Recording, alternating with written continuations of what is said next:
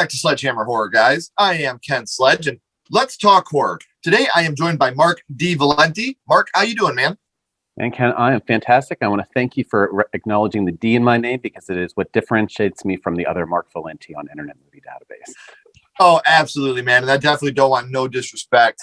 Right. For those of you that don't know, Mark has decades of experience in behavioral science, and he's actually using that to really get into his characters and be able to portray his characters much better in film. You'll be able to see him in the upcoming Time's Up, 5, 4, 3, 2, done, as well as Christmas Slasher and Seasons. For those of you that know me and for those of you that watch this podcast, you know that I've had people from all of them on here, and I'm very excited for all of those. So what can you tell us a little bit about what you're doing in those films, non-spoiler related? Yeah, great question there. So, when it comes to Christmas Slasher, which just came back from filming in Duluth, Minnesota in January, which was a lot of fun. I'll talk more about that, of course. Destiny was an awesome director and really gave me a chance, and the other performers a chance to really ad lib. So you'll see in the film a lot of natural dialogue where we're really allowed to explore our characters and bring our own kind of flavor to it. So I think it'll be a pretty fun time, that's for sure. So I had about 20 plus lines in that one, and it was a good opportunity just to really kind of do things naturally. So it was good. And that's always good because there's directors that are actors directors, and then there's directors that are directors. And Destiny is such a down-to-earth person, and I love her to death. And it's nice to know that she was really an actor's director and let you guys kind of take the reins, so to speak. No pun intended there. But, let you guys take the reins and really create your own character, so to speak, with your own dialogue and do what feels right. So that's right. And then Seasons and Time's Up, too. These are all films that I'm very, very excited about here in the future. You did, while Christmas Slasher is something that's super amazing and it's an original idea and really unique, you did have a little bit of a flub while you were up there. Is that something you can talk about? Yeah, it is something I can talk about because I did post it on there and shared it. Really getting into the part, cold. Have you ever been in northern Minnesota in the wintertime especially? No, but I'm in Michigan. Oh, so all right. Well, you get all that up there, right? So it's good. Yeah. Yeah, it makes me appreciate being in Pittsburgh, which is a rare thing to say given the weather here. So, I want to put that out right there. Yeah, it was, I was filming a scene and without getting all the details, it was exposed to liquids outside in the freezing cold. And again, my choice, it's all part of getting into the part, really acting, again, going all in. And the next thing I know, I started to lose feeling in my hands and fingers, like in a way that I never had before. I mean, again, all of us have had tingly fingers and things like that outside. And next thing I know, it's like I can only do one more take and I got to go inside. And when I went inside, I just could not even feel my hands. And really, I remembered all the stuff I learned in school, right? Don't put hot water on it, to put a little bit of warm water on it. And turned out that I had first-degree frostbite on all my fingertips and my pinkies. And even to this day, 3 weeks after filming, I still have tingling and numbness in my pinkies. That was it's an interesting experience. I know actors and put a lot of effort into kind of getting into the part, and I'm sure I'm not the first nor the last person to get on set minor injuries. But I signed the disclaimer, Destiny, so obviously I took responsibility for that. So it was cool. Right. And like you said, getting in character, especially when you're there and you're doing it in person, you want to nail it and you want it to be so perfect. And after your years of behavioral science, I know that you're going to be a perfectionist, and it's something that you're going to really strive to make sure that everything is great. So I'm sure Destiny appreciates the effort that you put into it. Nobody would want you to get hurt. I know sure. Destiny has the biggest heart, so I know that she wouldn't want that, but I know that she appreciates the commitment you had to the role. Oh my gosh, yes, definitely. And she has been awesome, and I really, really enjoyed working with her a lot. Yeah, absolutely, man. So something before we actually get started on the reason we're here, I do want to let everybody know, I didn't say it at the beginning, but all of Mark's links are down here in the description. So make sure you're following him, social media. That way you can keep up with what he's doing. Sledgehammer Horror News will keep you updated on Seasons, Time's Up, and Christmas Slasher, but his other projects, as well as you might get news faster from him on his pages as well on those subjects. So make sure you're following him down here. All the links are in the description. Now, Mark, we did talk about what's going on in the future a little bit for you with Time's Up, Christmas Slasher. We know what's going on right now with the unfortunate frostbite. But Mark, my friend, I want to take it back to the past. And I want to talk about what got you started in the horror genre? What started spinning your wheels? Your first horror movie, my friend, and your first horror movie was? Alien, the original Alien. Yeah. Now, something that I've had a discussion about a lot is I've had people tell me, well, Alien's not a horror film. Alien is an outer space slasher, man. That's what it is. And it's one of these things where, to me, there's not a certain thing that makes horror. Some good friends of mine over at Dead Meat, Chelsea and James, just did an episode on their channel talking about what is horror. Now, for comedy, for a movie to be comedy, I want to laugh. I got to laugh. That's what makes it a comedy to me. For a movie to be drama, I got to feel love. That's what I got to do in order for this to be a drama. With sci-fi, there's got to be some outer space, some futuristic elements to make this a sci-fi film to me. But horror, there is not that one thing where you say, this is a horror movie because it has this. You can't say, well, there's death. Bambi has that. The Lion King has that.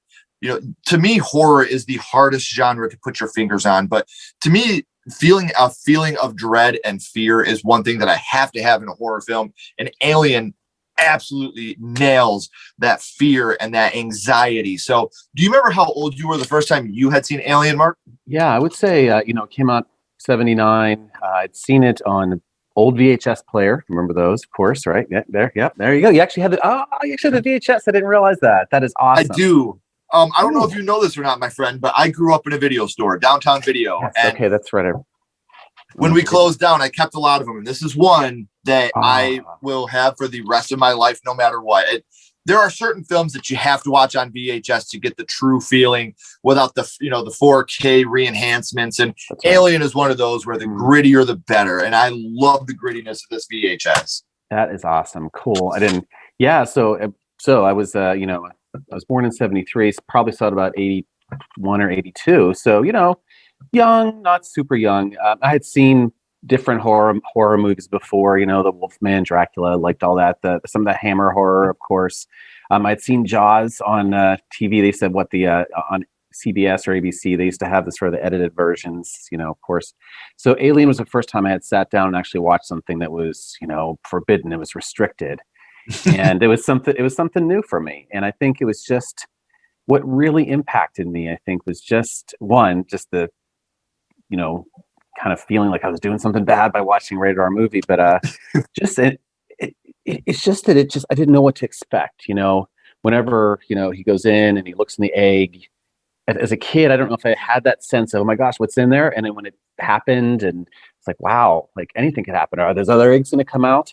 And of course, the famous scene with the chest burster, and them finding the skin. And my context, of course, was, oh, am I supposed to do a spoiler alert? Does everybody know what Alien is? I don't know. Yeah, if you don't know Alien, you're not going to watch it by now. I mean, that's right. This is a movie I feel like this is a movie that to me is like Back to the Future. Like if you haven't seen it by now, there's something wrong with you, man. Like you have to know this film. That's right. That's actually a really good point. So yeah, it just, I'd not, in my brain, it had not wrapped around any of it, right? So when I found the skin on the ground, I was like, oh, there's like a snake skin. It got bigger. Is he going to get bigger again? It was just, what it represented to me was sort of this limitless possibilities of things happening, and seeing Jonesy, of course, the cat. I'm like, is there something inside the cat? It was just, and that's what I think what really struck me about that. It was just sort of this possibility that anything could happen, and I didn't know what could happen. And it just sort of, and it was a cool feeling, just to kind of watch something like that, realizing that it brought up that terror inside of me. But it was a good, as all of us who are involved with this now, it's a good feeling. We want more of it. Absolutely. And you just talked about a couple different scenes, and Alien is one of those movies where there is a bunch of iconic scenes. I liken this to almost like The Thing, with me, where there's so many different iconic scenes that are happening all at once. So out of all these amazing iconic scenes, which scene affected you the most as a young man? Yeah, so that's a great question. I think it was, and although again I couldn't wrap my whole brain around it, I think it was whenever it was a revelation, of course, that not all the crew members were human.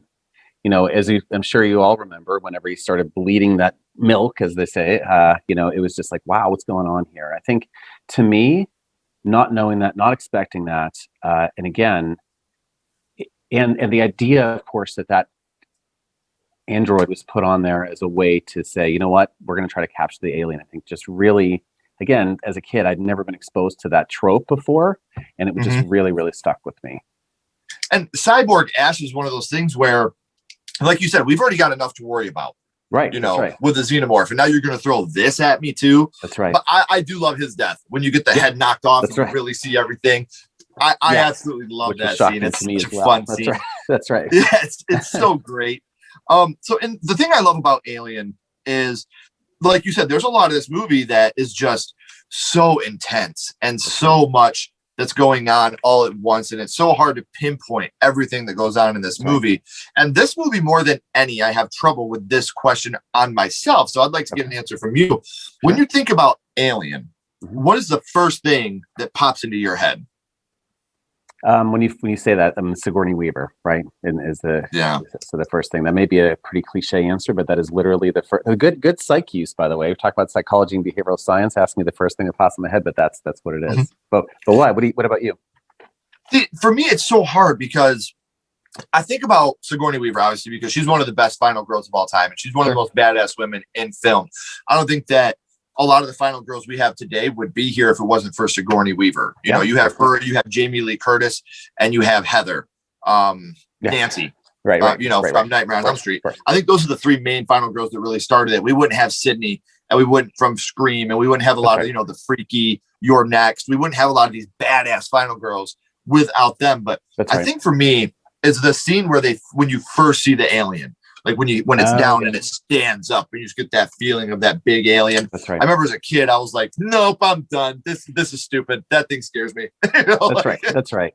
Well, yeah. And I think, now we're reminiscing about all this. Whenever, the one thing that was done really well in that movie is the scene when it's not just the fact that the alien stows away on the escape pod, right? But the fact that she's there and in frame, you don't see his head. It looks like one of the pipes. And then at that moment when it moves, it was just so well done.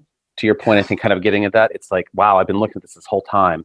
And as human beings, we're not that far from, living out in the woods in the caves. And I do a lot of research and work and teaching about our primal brain and how it connects to what we do now, right? Which a lot of horror movies pull out that. And so our primal brain is, of course, used to looking at the environment, and we're trying to look and say, okay, is there a tiger in that grass that's going to eat us? Is this mushroom poisonous? So we're always constantly scanning the environment. And if something doesn't look out of place, we kind of move to the next thing. It's what they call billboard mentality, right? If you can't get the billboard within 3 seconds, then there's just too much information on it. So with that scene, we've already scanned the environment. We're like, all right, it looks safe. And all of a sudden, it's right there the whole time. So that part also, I think, was really impactful to me. And it's done well in a lot of other movies. I know James Wan does this well in a lot of his movies where you're kind of already watching, like on, on The Conjuring, right? When she's up on top of the dresser, like you're already looking at that. So I think I think when people use that primal connection well, it really is a great way to get that sense of primal fear actually out. And I think that was another part of Alien, to your point about seeing the alien. And the thing about Alien is that there's so many different things about the alien that is scary. Yes. I mean, you got the chest burster, like you said, but then once you have it on his face and they start peeling it apart and they cut it, the acid blood starts eating through the ship, and they're running down to try to see how far this is going to go. Like you said, this is something that this film, it doesn't just rely on jump scares. This film legitimately builds anxious fear inside of you. Can I trust it? Again, I always liken this to The Thing, maybe because I watched them at the same point in my life. Yeah. But, there's aliens, there's anxiety. Who do I trust? All that comes together in this film too. And it's so well done. Ripley Scott, off clap to you, my friend, because this is so greatly done. Now, here's another question for me that's very hard. This is a hard movie for me to talk about because it's one of the ones that I think it's a horror epic, really. There's so much going on in this movie. There's really no slow-moving parts. Once you get past the first 10 minutes, it's balls to the wall. So what is your favorite scene from the movie? Yeah, I think it goes back to when they first go on to, and I can't remember the ship's name. I should have rewatched this again recently. Whenever they are on the planet, they're looking for, the beacon. And they walk in and you see this massive ship, right, with the corpse of the alien that's obviously been there for a long time. And I think it's just that whole grand scale of it all, right, of like what's going on here. And then they see the eggs in there with the laser over top, right? And being a kid from the 70s and 80s, I was a Star Wars fan, and there was something about that. It was like, this is different than Star Wars. I mean, even just the texture and to your point, the sense of dread and then the score. I mean, this wasn't like a, fun feel good movie in space. This was something that did build that sense of dread. And I think just really that walking in the ship and just, of course, all the wonderful artwork in there as well, I think was very impactful for me. Absolutely. Now, I'm going to ask you one of the hardest questions that I'm going to ask you on this podcast, my friend. Okay. We have Alien. We have Aliens, which has often been called one of the best sequels of all time. Which one do you prefer? That is a hard question. I think it depends, right? And then maybe that's a very behavioral science answer. It depends on how I'm feeling at the moment, right? So if tonight I feel like, well, I'll probably watch the original Alien now because of this conversation. If I feel like this is kind of my kickback day, it's been kind of a long day, maybe have a beer or two, I'm going to watch Aliens, right? I feel like it's more just sort of that action part. I want to get into that, as opposed to, maybe it's Sunday night. Maybe I feel like I just want to kind of get entrenched in a film and really be there and feel that sense of dread. Then I'll watch Alien. So I didn't really answer your question, but I think it depends on the mood. Sure. Because I'm one of the people that I think the top 3 sequels of all time would be, in no order, Aliens, The Empire Strikes Back, yes, of course, and Terminator 2: Judgment Day. Yeah, those are great answers. Just for me personally, I think that has to be the best sequels of all time. That said, I am a bigger fan of Alien than Aliens, but that doesn't take away from how absolutely amazing Aliens is. I think that it's phenomenal. I said, it's one of the best sequels of all time. Not one of my favorites, but it's one of the best. I think it is one of the best sequels of all time. That's right. And now I'm going to go a little darker on you. We talked about some fun things, but now I want to know, saying favorite is dark, but I got to put it to you that way. Which kill from Alien is your favorite kill? Yeah, I think it's whenever, it's a great question as well. I think it was Yaphet Kotto's character, right? I mean, because that's the first time he just really got yes, of course, chest burster scene, iconic, but I think just that sense that he's, he does a great job acting in there. The alien's there, the slobber's coming down, off of his mouth, and it just, and it's really that power of the internal mouth, I believe, and just blowing out the head. I think that's just really shows the intensity and how dangerous the aliens were. I mean, to your point about the scale and how big they are, it's something like you don't even want to get close to them because you're going to get torn apart. And I think that really kind of showed that to me. Right. And it's such a good scene. This movie is one I could talk about for hours, but we were talking about Alien. That was your first horror movie. But now, my friend, I'm going to go scream on you here for a second. What's your favorite scary movie, Mark? What is your favorite horror movie of all time? Great question. I will say it's the original Texas Chainsaw Massacre. Beautiful. Yeah, it really is. I mean, no matter what, if I had to look consistently at just we talk about independent horror films, that's what we talked about in the beginning here. That was a truly independent horror film. They're out there. You probably know this. I know you know the story, but filming in the heat and just the intensity and rawness. I talked about in the freezing cold, but you could just feel it. And I just think it was an amazing film all around and just everything that goes behind it. And, obviously I have, just like you, lots of movies that are go-tos and for different reasons. But yeah, that's my all-time favorite. And what's funny, and again, something I've talked about on here before, Texas Chainsaw Massacre in today's terms is a tame movie. That's right. And here's the thing. When people talk about Texas Chainsaw, a lot of times blood and gore, come to mind. But when you watch the original Texas Chainsaw, it's not like that at all.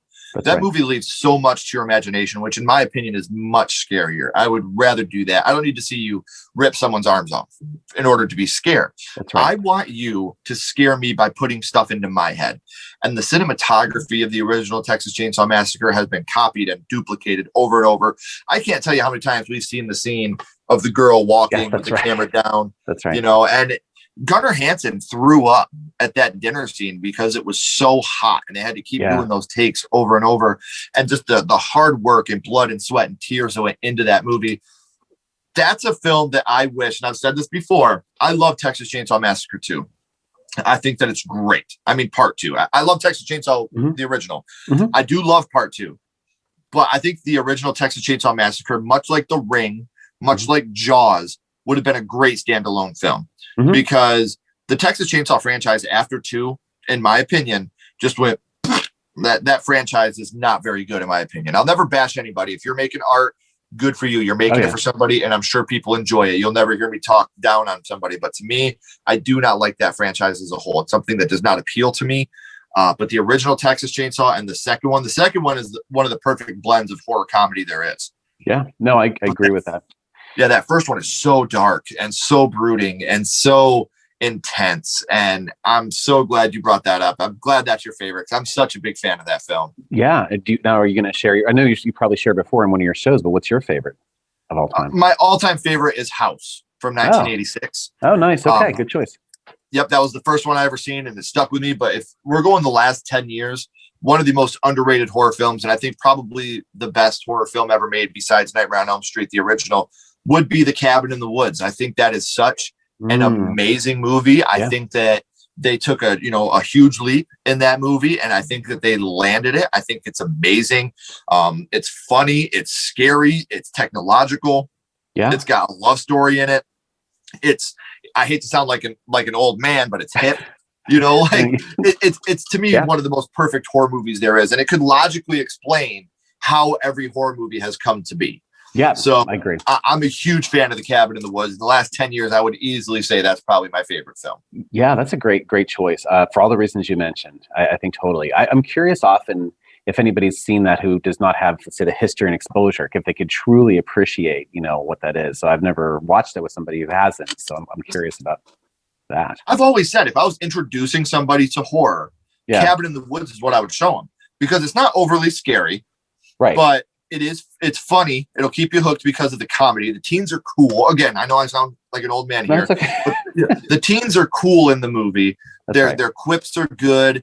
There are the scares, and there's the intelligence of this is why this is happening. That's when you're down in there, and Sigourney Weaver in the film as well. That's right. And there's all these tropes in that movie that are examined as to why this happened. Why does the dumb blonde become the dumb blonde? That's right. Why does the jock become the jock? Why do we need the virgin? There's so many things that are so well explained in this movie. And what's even funnier about it is you hear the title, The Cabin in the Woods, and you're like, oh, this is going to be the stupidest movie in the world. Right. But it's quite the opposite. It's such a fantastic movie, and it's so original. You hear Cabin in the Woods, and the last thing you're thinking is, oh, this is original. It's the movie I love it to death. That's right. No, that's a great choice for all the reasons you mentioned. Absolutely. If you're sharing for the last, good, please. Go ahead. I'd say if you're sharing for the last 10 years, so one of my favorites is totally different, is Bone Tomahawk. If you've seen that. I have not. Oh, yes. I would highly, it's an interesting and, wow. It's an interesting, it's one of the parts, and I don't want to divert too much from where you're going with this, but I think one of the things is, which makes effective scares is if we can relate to the characters, so that movie does such an amazing job of building up. Kurt Russell's the main person. It's building up sort of these connections and these fallible characters. And it's set in the Old West, and I don't want to give too much away, but essentially they're on a mission to save somebody from, they've been abducted by these mysterious people. Right. And it's, but just the story itself is so well written. The dialogue is so believable. And then finally, when they get to these horrific situations, it's like, wow, I'm really worried about them here. So I highly recommend it. I'm curious if what you may think about that at some point. If you Bone Tomahawk. Yep. Yeah. And the director, and I can't remember his name, actually, there you go. Got it written down right here, so I remember to watch it. Yeah, that's right. He actually did a couple other films too, including Brawl and Cell Block 99, which is excellent as well. Not a horror movie, but definitely good. But anyway, yes, I digress, please. Yeah, no, absolutely. So what I want to do real quick, something that we always do here to end the show, we're going to go back to Alien, and we're going to rank it on a skull count. 0 skulls being the worst, 5 being the best. Now, the disclaimer here, we are not movie critics. We are not judging this on production. We are not judging this on the acting quality or overall quality of film. Sure. We're judging this on what it means to you and how this movie affected you on first watch, with this being your first horror movie. So Alien, 0 to 5 skulls on what this movie is to you, Mark. What would you rank Alien? Yeah, Ken, thanks for that context. By that nature, the fact that I remember it so vividly and have not seen it for quite some time, I rank it a 5 skulls for sure. Absolutely. And it's funny because, look, I don't want to pretend that everybody that comes on here talks about their first horror movie with such glee and happiness. There are people that I've talked to that their first horror movie was Nightmare on Elm Street, and afterwards they didn't sleep with sheets on their bed because they seen what happened to Jesus Garcia's Rod character. You know, so our first horror movie is not always a good thing. Sometimes it scares us so bad we don't want to watch horror again. I've had people on the show that are not horror fans, and the reason why is because that first horror movie scared them so bad, and that's something I can love and respect. That's what these movies are supposed to do. So to be able to talk to somebody like you that has such a fondness of this film and such an amazing film to start with, it's been a really good time. So I do want to remind everybody, again, please make sure you're clicking the links down here in the description. Show him some love. Give him a follow. I promise you won't regret it. He's got a lot of great things coming up here in the future. Mark, don't go anywhere. I got a couple more questions for you. Okay. Everybody else, as always, I'm Ken Sledge. Keep talking horror. Stay what you are. And we'll see you guys soon.